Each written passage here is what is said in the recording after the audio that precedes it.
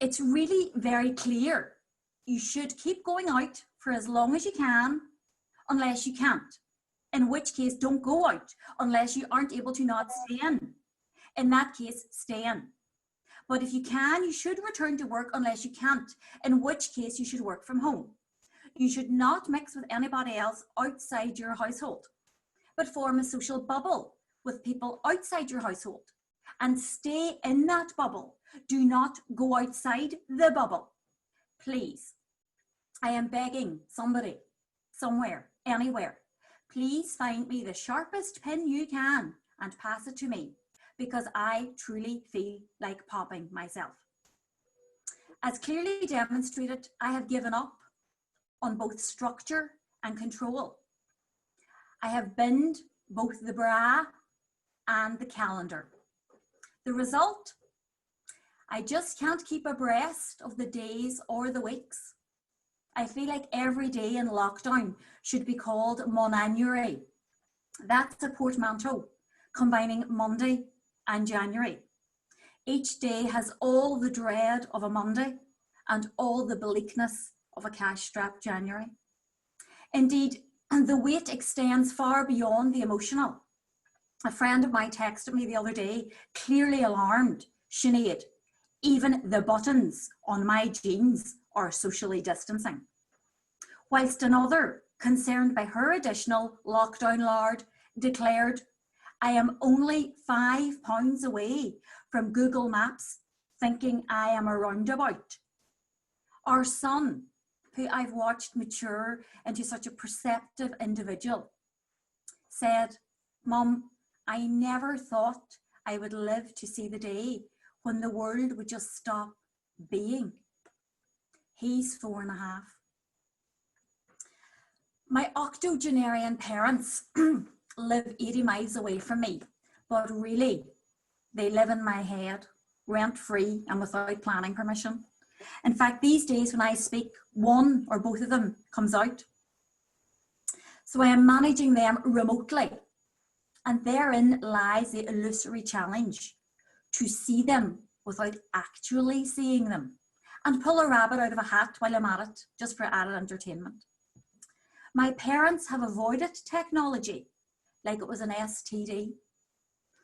My 88-year-old's dad concession to technology has been to upgrade begrudgingly from a 1960s manual typewriter to an electronic one.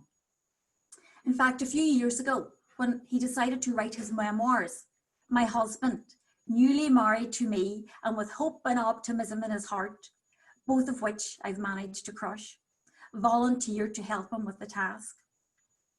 Husband said it would be easier if he used a computer. Husband provided said computer, mouse, printer, and all the gadgetry required to write one's life story. All Dad had to do was engage his brain and type. Husband and I were often interrupted of an evening with urgent phone calls. Upon answering, a flustered voice on the other end would blurt out, I can't get it up. Not something a woman ever wants to hear, and never from her elderly father. It turns out he was referring to getting the words onto the screen. On another occasion, he sought help because the mouse was broken. Apparently, no matter how hard he had pressed, it wouldn't work. Husband, with his characteristic Zen-like patience, made diplomatic prompts and inquiries in an attempt to diagnose the problem. Nothing.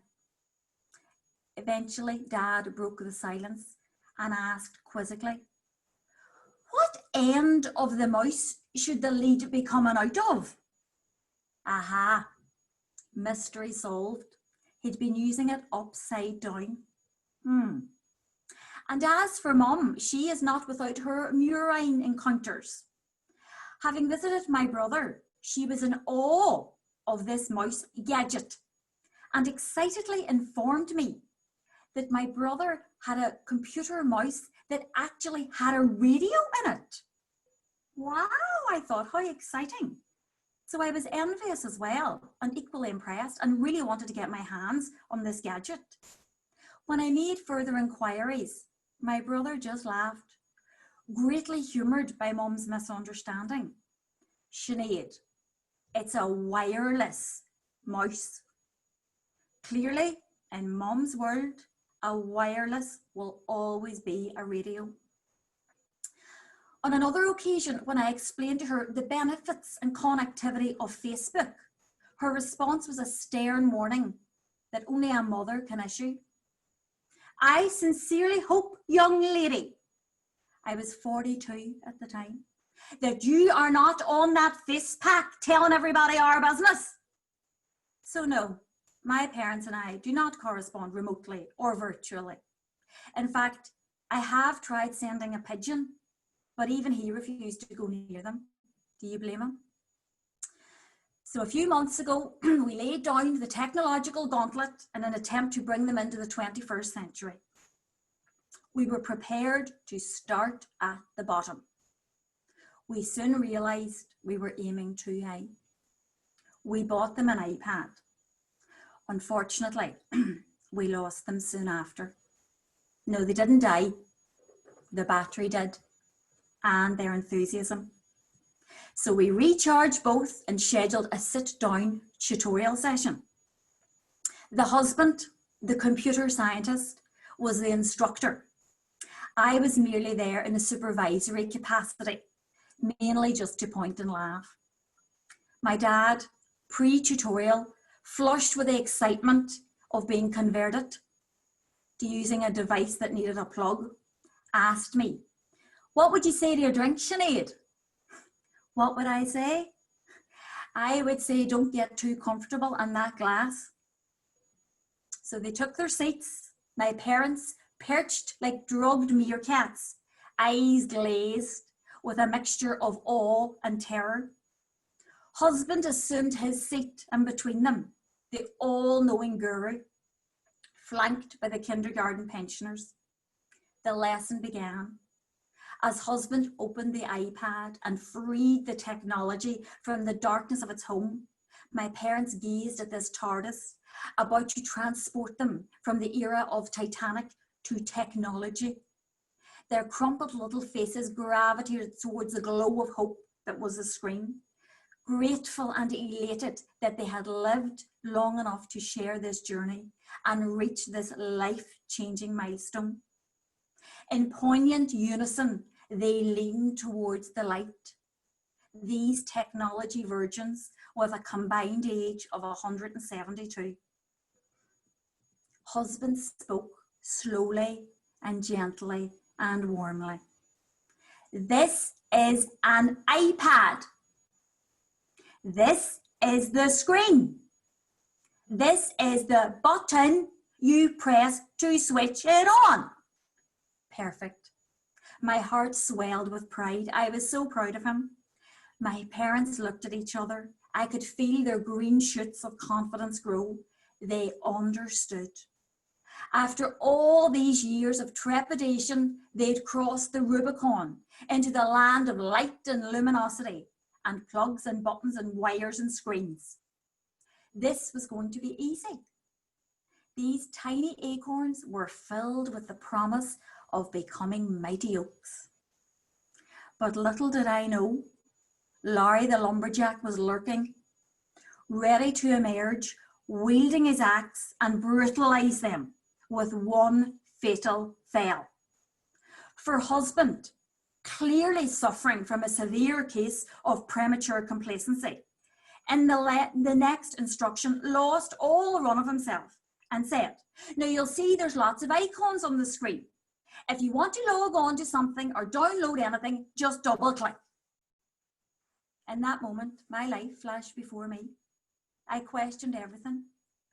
How could I have married a man who spoke to my parents in this way? Icons? Double click? Download?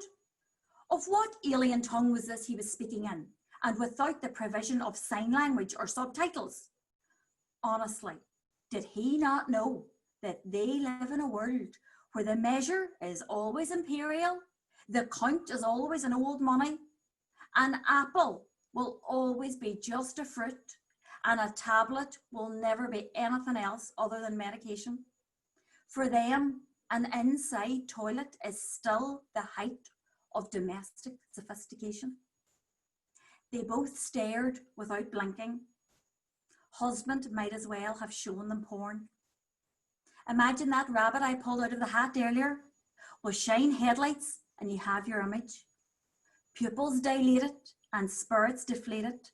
Their hands parted and fell to their sides. I momentarily suspected that it was a stroke or an aneurysm, but it was much worse than that.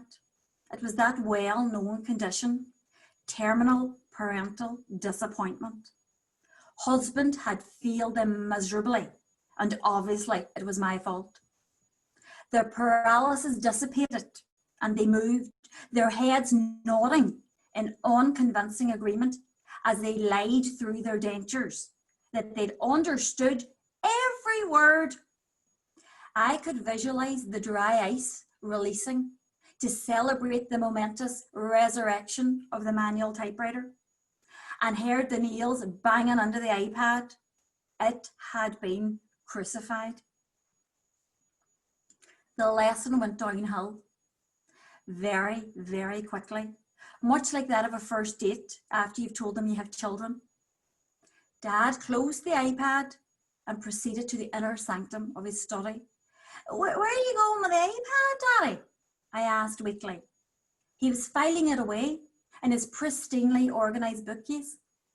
It's in the I section for iPad, he said, as if it was the most normal thing in the world to do. Where else would you put it? He queried. And so it has lived, unloved and isolated, languishing in eternal lockdown. And as for us, husband got a reboot and I'm ready for an upgrade. Thank you very much.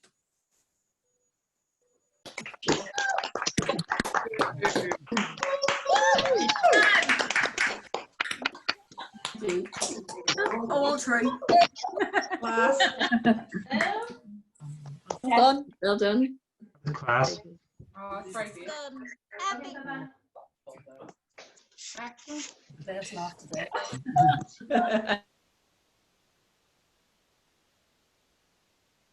That's good.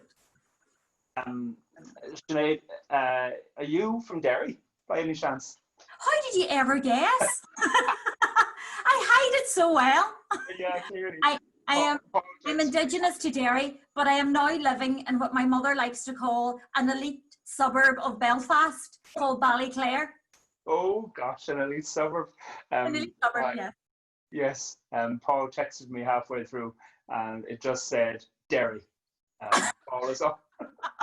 Paul is awesome there. And I have a story to tell you, Sinead, that my older brother, I had a second-hand computer to give to my mother because she kept on hinting that she wanted a computer. So I had an old one I brought down. And at the same time, my older brother, Jasper, decided he was going to give my mother a new iPad. And she was delighted to have something new. So she never used the one I gave her. And my mother went and procured a second-hand piece of Tupperware in which she stored her iPad. And she puts, it's one of those very flat ones where you put a single enormous sandwich the size of a slab of steak, and she stores it underneath the couch. And she barely used it until she realized that she could create an icon for RIP.ie, and she could read about all the people all around Ireland who died. And then she learned everything she needed through the vehicle of RIP.ie. So you might want to send that on to your parents if they have a fondness for the death notices. They might enjoy RIP.ie.